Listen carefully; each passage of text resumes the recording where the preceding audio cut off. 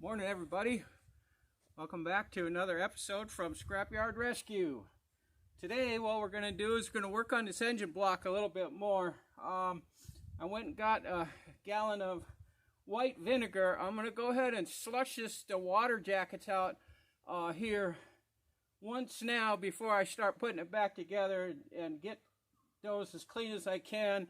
And then we'll clean it again. I'll clean it one more time after that, depending on how it comes out this time. And then when I, put it back in the engine and get it running, of course, when we run it through and break it in, I'll just run some block cleaner through it at that time. And then I'll drain the whole system out and the oil and everything, and we'll start all back in new. So that's what I'm going to do. I'm going to go start filling these up. I taped up the water pump holes here so it shouldn't run out. I should be able to get this filled up here.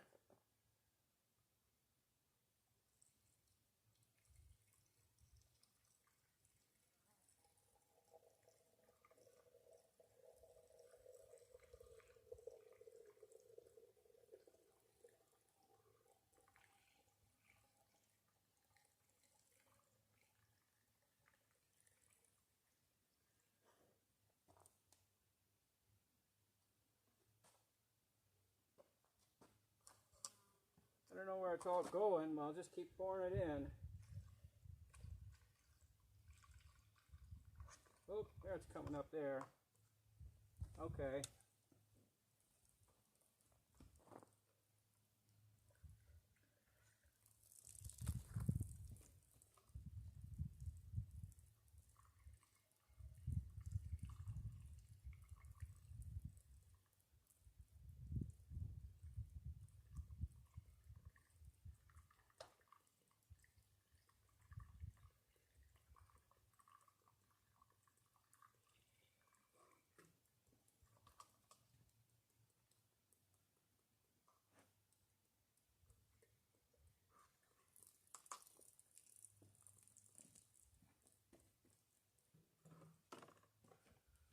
Well, that seemed to fill it up.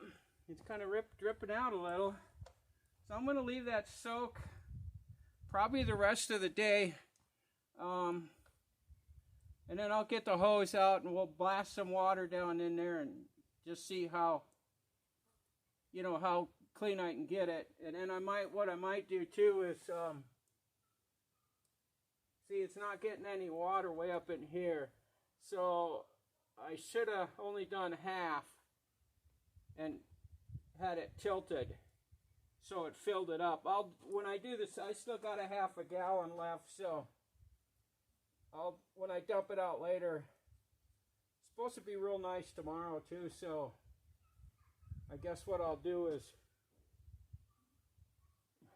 I can do it tomorrow too. Anyway, so that's what we're going to do with this. And I still got to figure out what's going on with Fairlane number 1. I've changed valve stem seals 3 times on the passenger side engine, and it's got to be that the stuff is just shit. The parts. That's the only thing I could think of. I put different types of valve stem seals on it. The first ones I put on were these blue nitrate type things with little clippy rings on the bottom that I pushed all the way down. I thought that little snap ring was supposed to lock it in on the groove on the top of the valve guide, and they didn't work. They all came loose. So then I went back to the black ones, the regular ones that I had put on like a year ago when I did the heads on that. I put them on, and obviously those original ones came loose. Then the second batch I put on immediately came loose, popped up off the thing. I'm going to pull the valve cover off that side and see how many of them are up, but it's smoking worse now than it did before. So I don't know what's going on. I've got a set of heads over there that came off of this engine, and I have a set of heads at the machine shop that came off of the engine that's all at the machine shop that came out of this car. So when I go pick this stuff up, I'm going to bring those heads in, have them redo those heads for me. And then I'm not sure if I'll pull I think what I'll do is pull that motor out of that car and put either this motor or the one that's being rebuilt. Depends on how, now that, I might get some warm weather. As soon as my buddy gets home over next door, I'm going to see about dropping this block back in here so I can start putting it together.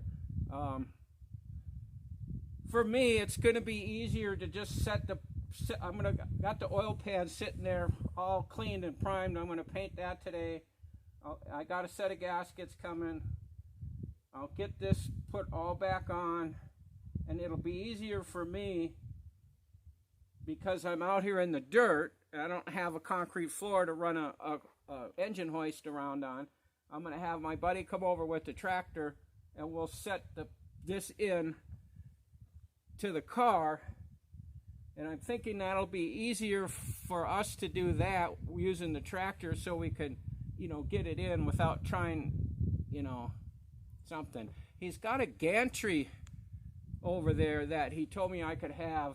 I need to get some wheels for it, which wouldn't be no big deal. And I would get one of those little electric hoist things that they sell at Harbor Freight.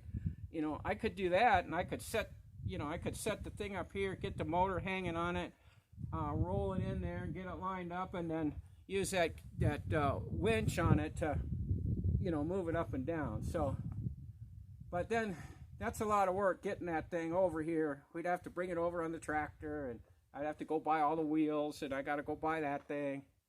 And if we can just set the block in, I can rebuild the rest of the engine when it's in the frame there. Without the radiator and all that stuff, it's real easy to work on. Just climb inside there, stand on the ground, and it's like working on a table. So that's probably what I'll do. I might get that gantry crane later just to have it because he said I could have it. So anyways, I'll get you back in here as we get some more progress made. I'm going to shoot that with some black paint and go over there and fiddle with number one, see what happens.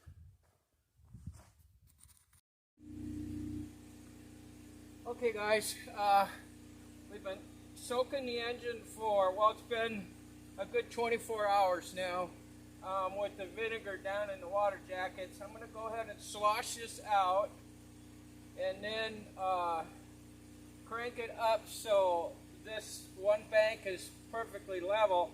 Then I'm going to go ahead and fill it, I'll have to do half at a time, and put the vinegar solution back in to make sure it gets everywhere. And then we'll slush it out and, see what happens. So let's see what comes out of here now.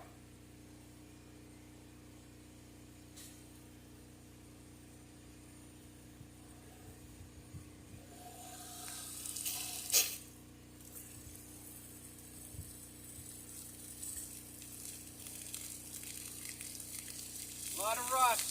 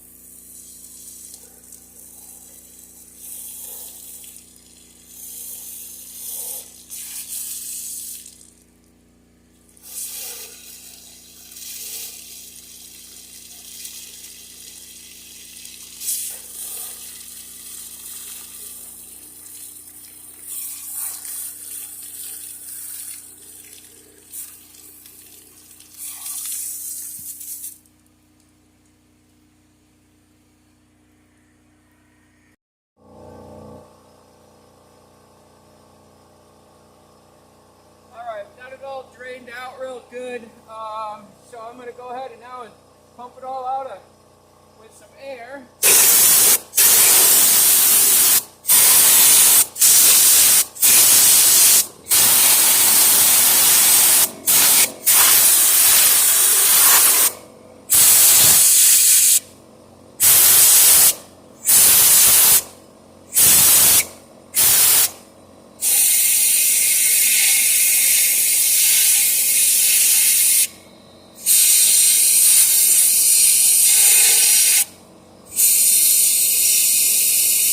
I don't know if you can see it, but there's still a lot of shit coming out in there.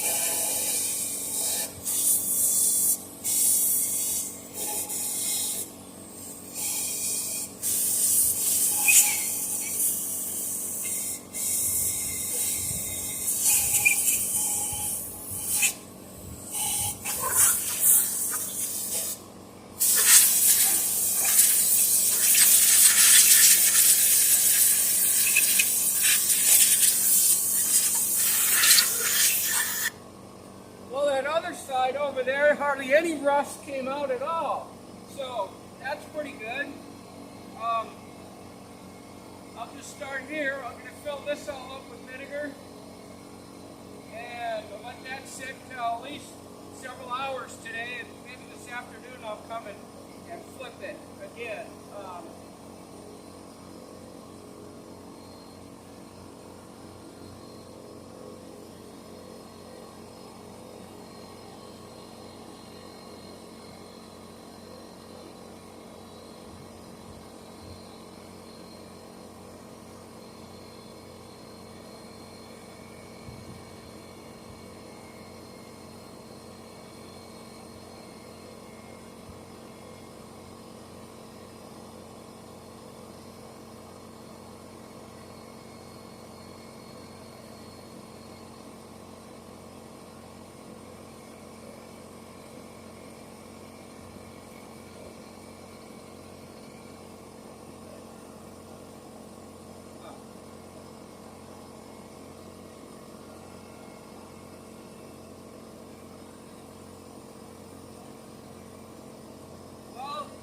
Had just enough vinegar to finish up to do this side, but this is the side that's bad.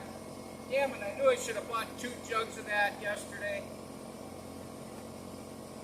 There's no place I can get it around here. I gotta go all the way back into town, 100-mile round trip, so that won't be happening today. I'm gonna wipe this down, leave that soak today, and then we'll get back in here and see how much junk we can get out of that side.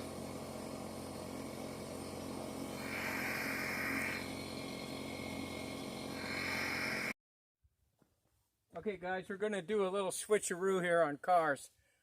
I got to let the vinegar soak in that one for, half the day today before I do anything. So, in the meantime, I'm still having serious trouble over here with these valve stem seals. I've changed them 3 times, and I can't get them. It gets worse every time. I can't get the seals. They don't stay down on the valve guide.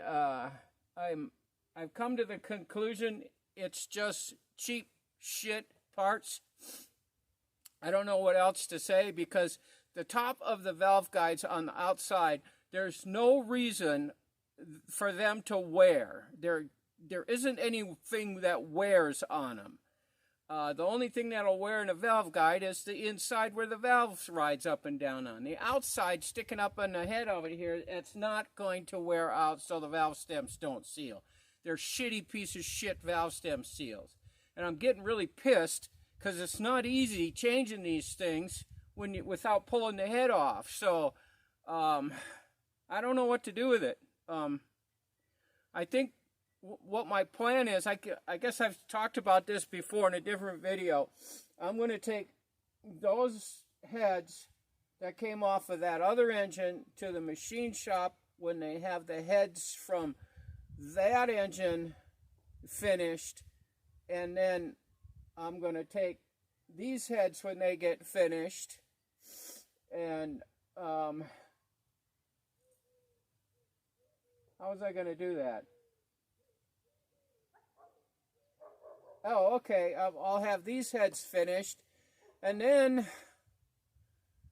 I don't know. I'm probably going to change my mind 3 times. I thought what I would do is then go ahead and pull the top end off of this one, but I don't think I will. I think what I'll do is I'll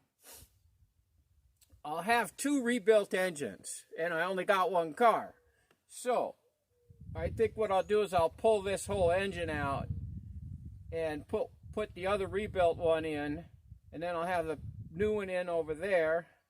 And then this one I can start working on over the winter and have a 3rd rebuilt, engine sitting that I can use. The reason I don't want to just do this half-assed is because it gets good oil pressure at speed. It runs around 30 pounds of oil pressure, which is fine. But when it drops way down below 20 when the engine's hot and you just pull up and stop, it drops way down. So obviously the crank needs to be probably turned and new bearings and stuff put on down there. So there's no sense just doing half the engine and then still have, bad oil pressure. So that's what I'll do. I'll get that engine, the one that's at the machine shop, both of them rebuilt. I'll put one in that car, one in this car, and then rebuild the other one at my leisure. So what I'm going to do today is I'm going to go through here. I'm going to check all my valve lash and see if I've got something that I didn't set right the last time. Maybe I got it doesn't want to start. This car used to start just instantly. You hit the key, pump the gas twice, hit the key, it was running. Within about 2 minutes of warming it up, it would sit in idle at 800 RPMs. Just absolutely perfect. It would just smooth as could be. You'd get it out on the highway and stomp on it, and that sucker would just haul ass down the road. Now it takes half the juice out of the battery to try to get the thing to start. I've fiddled with the timing. I've adjusted the carburetor. I can't figure out what's going on. If I start it up now, it probably won't smoke very bad. But then if I drive it a little ways and then turn it off and then start it again, it'll blow blue smoke out of the freaking pipe on this passenger side that'll just cover everything. So there's a problem. And what it is the valve stem seals aren't sitting on the valve guide. Yep, so the oil's just running when the oil's hot and you shut the engine off. It's just running down through that valve guides into the cylinder. So So that's why I think this engine, I didn't really rebuild it when I got this car. I tore it down. I put new rod bearings on it. I didn't do the mains, and I did the heads sort of basically myself. What I did is I made my own hot tank, and I hot tanked them, cleaned them all up, cleaned everything up. They were all nice and shiny new. What I did was I got a big old barrel and one of those propane heater things that you put under it, and I put the barrel on top of that, and I put muriatic acid in there and water, and then just let it sit over there in the fire pit and boil away, and boy, did it clean stuff out. I ain't kidding you. I mean, it looked like brand new. The valves were all, I cleaned everything all up. I put new valve stem seals on it then when I put it back together, and they lasted about, well, that was last summer. So they lasted not quite a year, but they're not right. So I'm going to go ahead and get going with that. I'll see if I can find something, and then we'll get back in here and we'll see what the heck, maybe somehow, I keep hoping if I just leave it sit long enough, it'll fix itself, but you know how that goes. So let me get started on that and see what I find.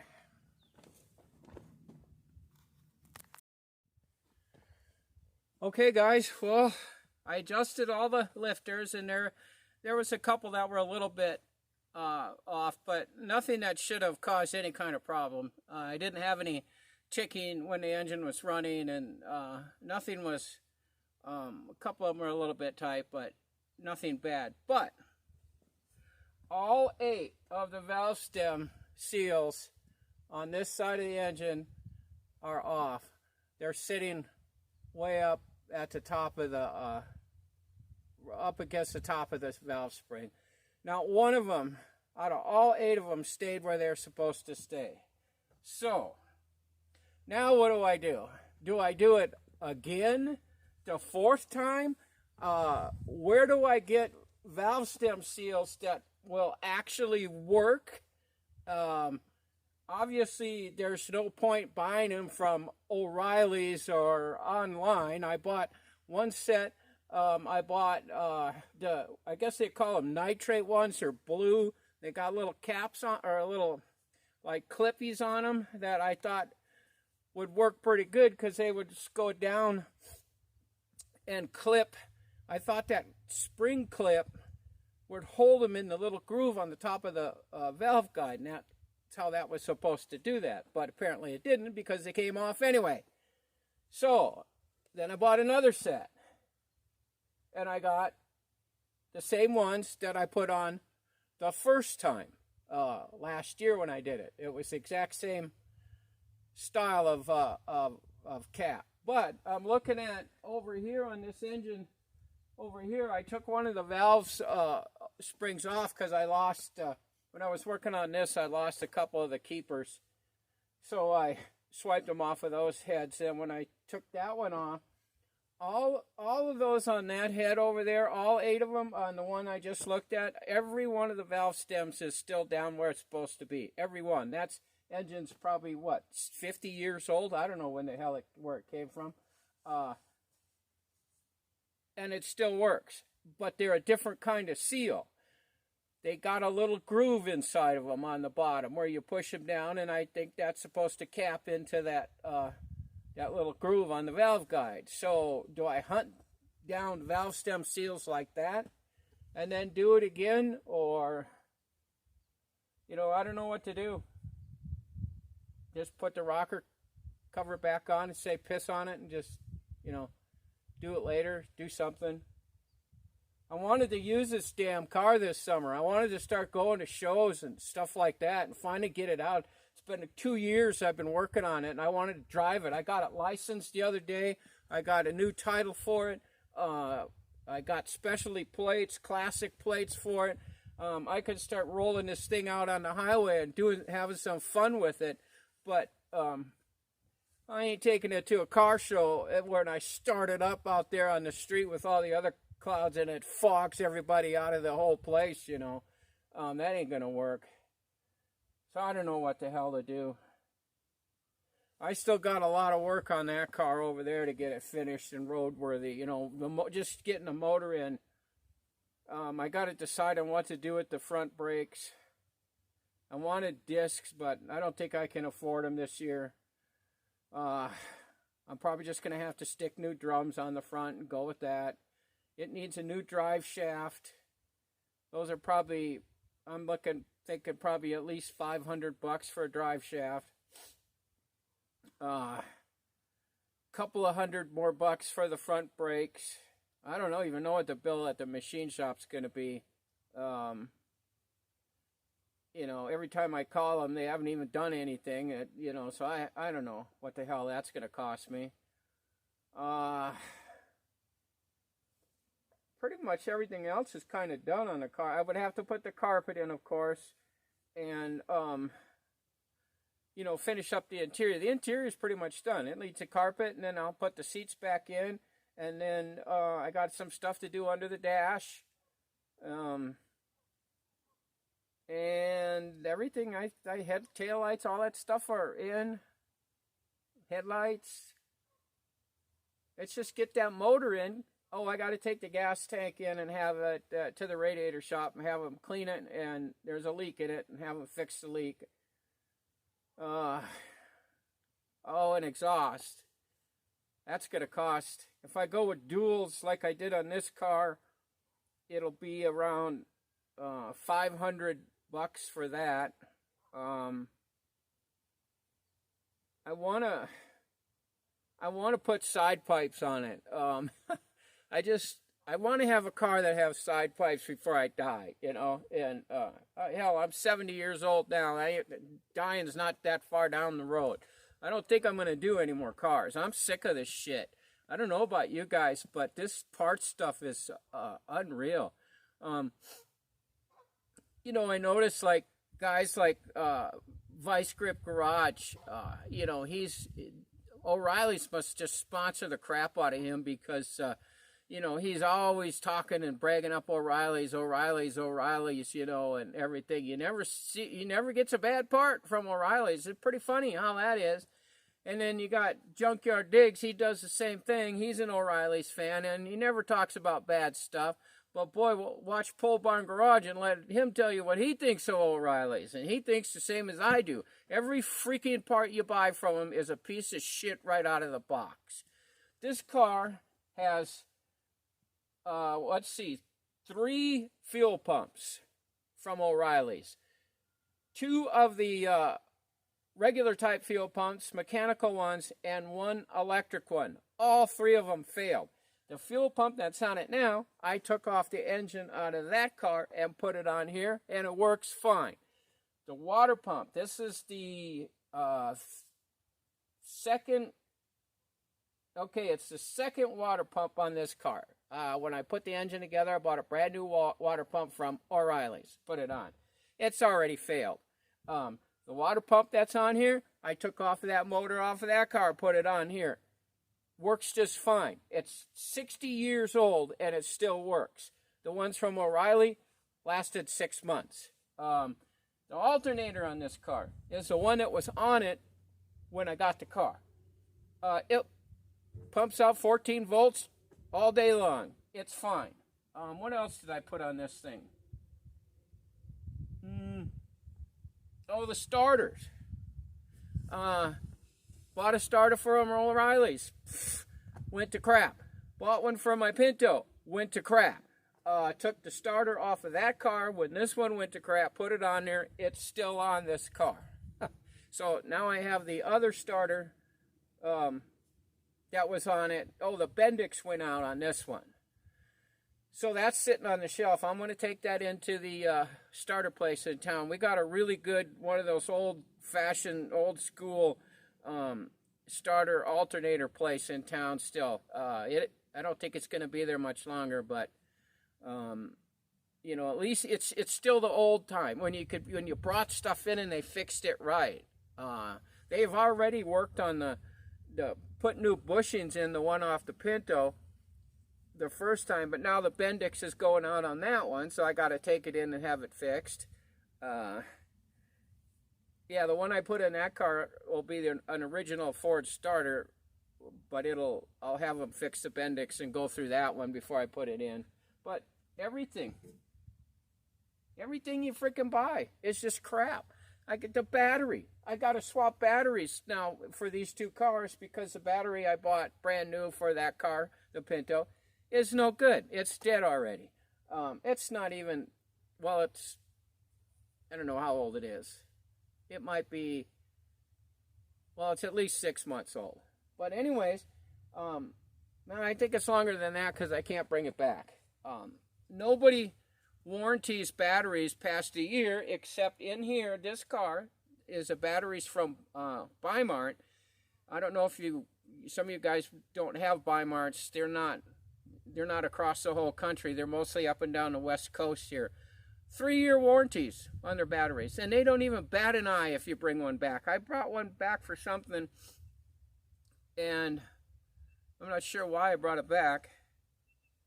And the guy's like, I go, I don't know how old the battery is. He goes, I go, but I know it's not 3 years old. He goes, no, yeah, no, I can see that. I know how old it is. Fine, here's a new one. Here, they don't even care. I wish they sold automobile parts. But anyways, guys, I think what I'm going to do, I'm going to put the valve cover back on. I don't feel like going through that valve stem thing again. It's pretty easy once you do it like 3 times, but I don't really feel like doing it again. I don't know. The thing doesn't run, like I said, and looking through, this is a brand new Holley carburetor on here I put on this car. And looking through the one sight window over there, the glass is all like scummed up. It looks like the stuff that we have in the water around here. I forget I don't know if it's phosphorus or whatever it is. It turns stuff white if it sits. Like if people that sprinkle their lawns and stuff like that, you can see it where their sprinklers have hit the trees all over the years, how they've turned white. And if you use the water like for cooking, things like that in a house, it'll get that white kind of scummy scale on it. Well, that's what it looks like in here. And I'm wondering if I buy 90% of my gas just down the road here at the little store. It's at 50 miles into Klamath Falls from my house. So that's to get to a,